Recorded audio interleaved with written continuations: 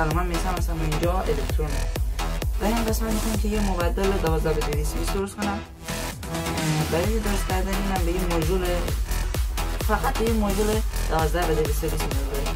من از 150 وات استفاده میکنم و در حال ادامه ویدیو توضیحاتش و این قسمتی که باید سیما رو کجا وصل کنید که توضیح خاصی هم نداره بهتون میگم. بزن بریم که اینا رو ببندیم و وصل کنیم و کار جمع کنیم.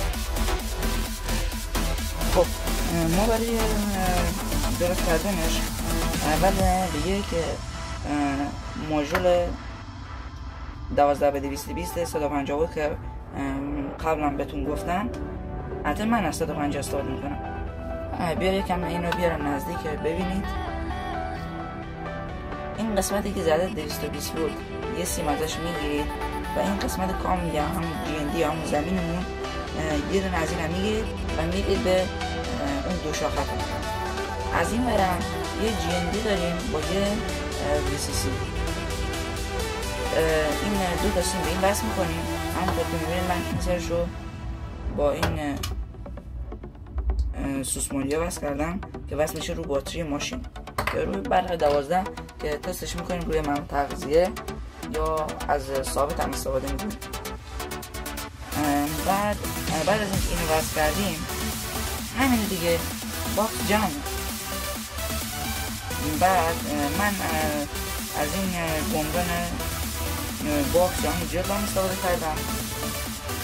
اینم زیرشه ببندم. خب این هم مرز نمایی روی کاره. این برق 220 ولت میده. ببخشید یه چیزی که یادم رفت بهتون بگم، اون قسمتی که بهتون گفتم 220 با دست برین شما همون 220 بگیرید. من از 200 ولتش گرفتم که چون خودم از 200 ولت استفاده میکنم، برای همین از 200 ولت استفاده کردم. ولی شما میتونید از 170 داره، 80 داره یا همون 90 داره، 200 داره، 220 داره.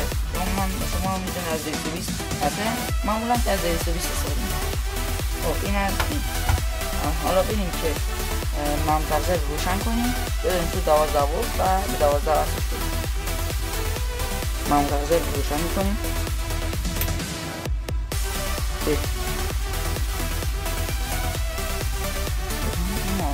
یه روش خطه بکنم شد.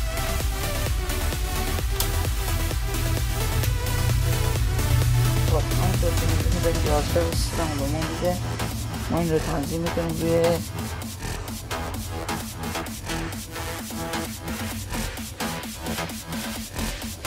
12. خب حالا اینا رو وصل میکنیم به مثبت منفی اینورترمون.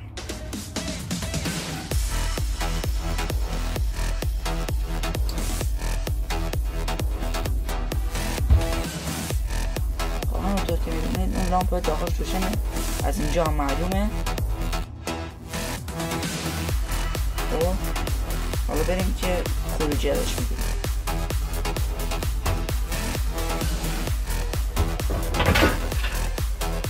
من یه لامپ 220 رو میارم، از اینجا باش وصل میکنم. هم با تلویزیون لامپ رو روشن کرده. حالا برای شارژ گوشی هم ازش استفاده میکنم.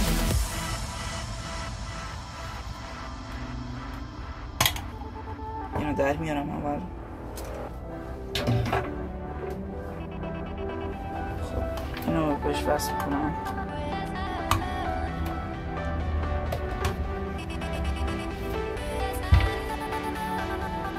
این سر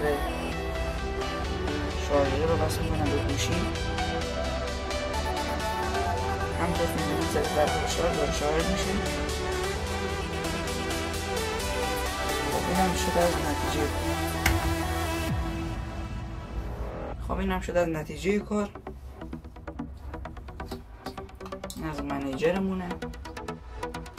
خب ممنونم که تا اینجا ویدیو همراه ما بودید. حتما کانال ما رو سابسکرایب کنید، زنگوله بغلش رو بزنید و لایک هم بکنید.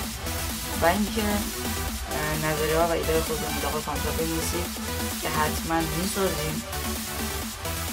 و اینکه خسته نباشید و ما داخل آپدیت برای اینو آپدیت کنیم یا یه دونه معلوم تغذیه دیگه هم درست کردیم که فیلم اونم حتما میخوایم بگیریم و همین دیگه. خسته نباشید.